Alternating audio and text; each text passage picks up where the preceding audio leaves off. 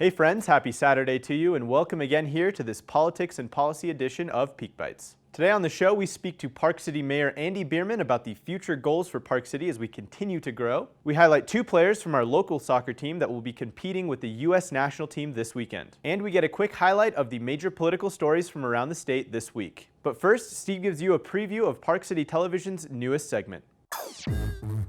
As we start getting more and more warm weather, it's time to break out the golf clubs. We have a brand new segment here at Park City Television called the Signature Hole Series. Our own Nick O'Kane will be meeting up with the head professionals of multiple Salt Lake City golf courses to highlight a specific hole from each course. One of the most popular 18-hole golf courses in all of Utah, Bonneville Golf Course, will be the first on the list for the Signature Hole Series. Bonneville is known for its hilly terrain and challenging fairways. Located only 5 minutes from downtown and great views of the mountains, this sure is a course to check out. The next course that Nick will be checking out is Mountain Dell. At an altitude of 6,000 feet and located in the natural landscape of Harley's Canyons, this is another one of Utah's premier golf courses. Make sure to stay tuned to Park City Television as we will be dropping the first episode of the Signature Hole Series coming soon.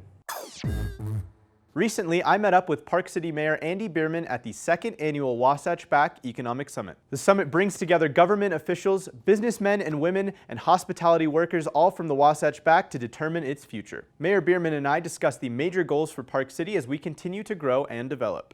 Traffic's something we've been working hard on. We continue to build out our transit system. The new electric buses are something we're excited about. I think if you look a few years ahead, 5 years from now, we're going to have a centralized transit center next to the Arts and Culture District in Bonanza Park, which is dead center in town. You're going to have large park and rides on both of our entry corridors, and you're going to have dedicated bus lanes on the sides of the roads and electric buses ushering people in every 10 to 15 minutes.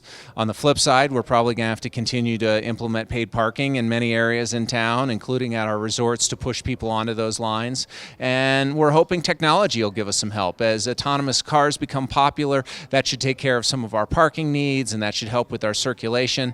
But in the meantime, we're going to continue to focus on our buses and push active transportation by creating safe places people can walk and bike. You can head to parkcity.org and hit the government tab for more information.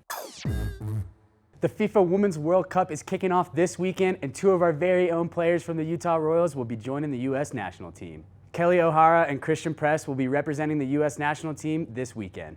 Heading to her third World Cup, Kelly O'Hara is a seasoned veteran outside back that can hopefully jumpstart the U.S. attack. In 115 appearances, Christian Press has scored 47 goals and recorded 29 assists, making her one of the most valuable offensive players. The U.S. women's national team is looking to go for back-to-back World Cups as they defeated Japan 5-2 in dominating fashion in 2015. The ladies will have their first game of the group stage against Thailand on Tuesday, June 11th at 1 p.m. To find more about O'Hara, Press, and the rest of the team, head to ussoccer.com and search Women's National Team. Now time for a quick recap of the biggest political stories of the week. The debate around the Salt Lake City inland port continues to be heated as Utah Highway Patrol officers had to forcibly remove about a dozen protesters from the Inland Port Authority's monthly board meeting. The board's last meeting in April was also shut down due to environmental activists protesting, who say the inland port will worsen Salt Lake City's air quality and do some major damage to fragile ecosystems. Former Utah Republican Congressman Jason Chaffetz announced he will not be running for governor in 2020. Chaffetz says he was strongly considering running for governor, but his current position as a political pundit for Fox News, as well as a string of book deals, made him reconsider. Lieutenant Governor Spencer Cox, who is running for governor in 2020, made a campaign stop at the Christian Center of Park City earlier this week. He and his wife spent a few hours helping out at the Christian Center's food pantry. Cox has made a pledge to visit each and every of Utah's cities and towns as part of his general campaign. You can find out more about his policies at votecox.com. Thank you all very much for tuning in to today's webisode of Peak Bytes. Be sure to tune in next week for more great news and stories from around the community. But if you can't wait until Tuesday, no worries. Be sure and tune in to Park City Television Monday morning for Street Views with Conrad Yacobelis live at 7 a.m., followed by Mountain Connections at 8. As always, follow us on all of our social media at Park City TV. We hope you have a great rest of your weekend, and we'll see you again on Tuesday.